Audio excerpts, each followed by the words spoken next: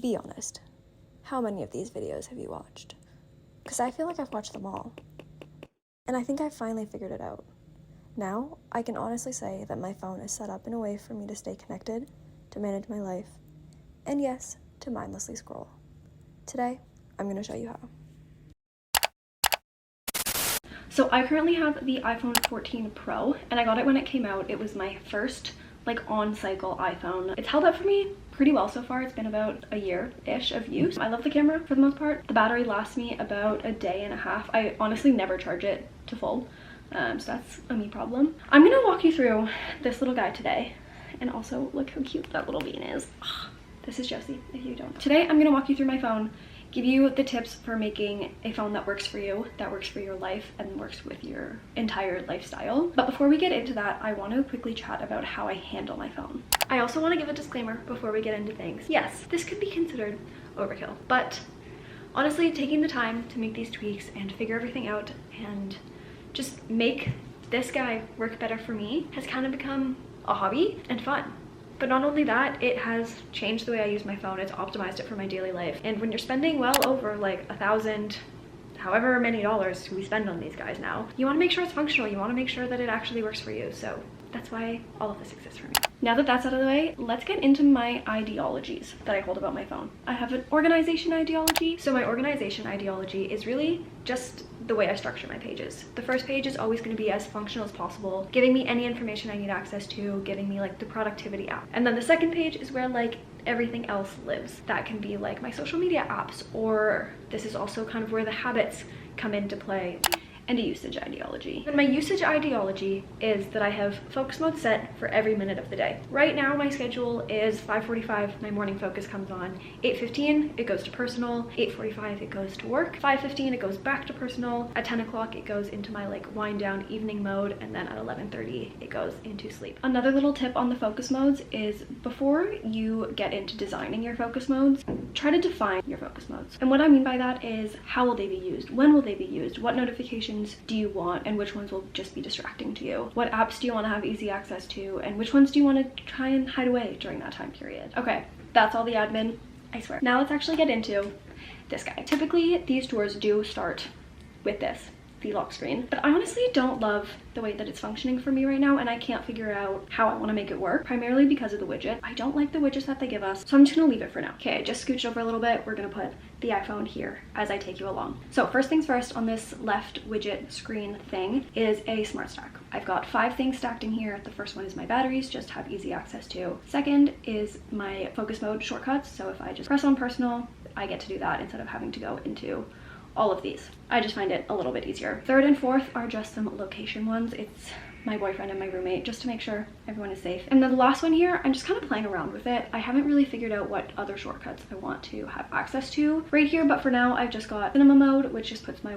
Apple Watch on theater mode, and then the second one, which is set water lock, which just makes it so that like if I'm in the shower with my Apple Watch on, the water doesn't send messages, which it sometimes does. If you have an Apple Watch, let me know if yours does that too, because it's kind of annoying, but it's also kind of fun to see what the watch wants to say to my friends. Second, we have my productivity stack. So this just has my Notion and my Google Calendar, just so I can see what's going on. And I have, oh my gosh, excuse me.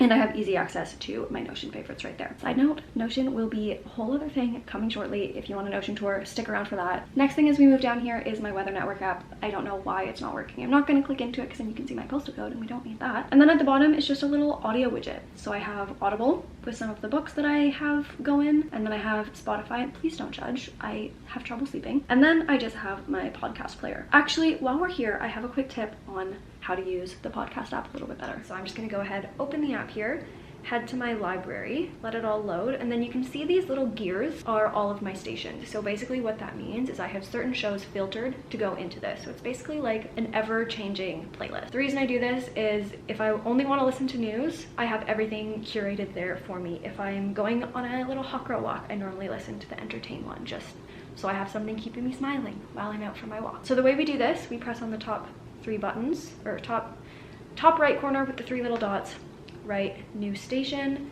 Let's just put this as test, save, and then here we can just go to choose which episodes you want to display, And then this, when you press choose podcast, is where you can choose which ones actually go into the station. So let's just say The Peak, Money Show, and On Purpose with Jay Shetty. And then you just press done. So there, that's my test station. So now we're gonna head into my home screens. I have the same home screen for my personal and work focus modes. The only difference between those are really just the notifications that I decide to let through. I let all of the apps just kind of live where they are, because honestly in this stage of my life, my differences in personal and work are not that different, because if you missed it, I was recently laid off. So you can see that I like to kind of section my phone into different areas. So at the top, we've just got Mail, LinkedIn, Notes, and Daily Dash. And Daily Dash is a shortcut to my Notion mobile daily dashboard page. To the right of that, I have my weather network again. I really like to be able to see what's going on outside, even though I don't actually leave my house that often. Moving down the screen, I've got my little fitness area. So I have my rings from my watch. I have a pedometer. I don't know what just happened there. And this is just the Pedometer Plus app, I think. And then the last thing, why is this glitching out? Oh my god, oh my god, oh my god. The last one that I have, okay, we're not going to show you that, I guess. The last one is just ClassPass. It is a widget of what my next class is. Moving on, next we've got Google Maps, Kindle, Sweat and Tonic, and podcasts. Google Maps, self-explanatory. Kindle, self-explanatory. Sweat and Tonic is a gym here. They've got a bunch of really good workout classes, so I like to go there. And then podcasts, we already went through that whole situation. At the bottom, I just have my productivity stack again. So we've got Notion and we've got Google Calendar. And then I also do have those shortcuts, once again, just to be able to have access to it really wherever I am. The second screen and my last screen in this form is just kind of the apps that I like to have access to outside of the super basic ones. So that's Instagram, TikTok, YouTube, Find My, that's again, just to like find my people and find my things, especially my AirPods. And then I just have two photo widgets beside that. So this is a picture of me and my dad. This one is like the albums, and then the other one is just random pictures. I don't know what this is, but it's kind of ugly. Whatever. Moving on and moving down, I have a sleep widget from the app Pillow.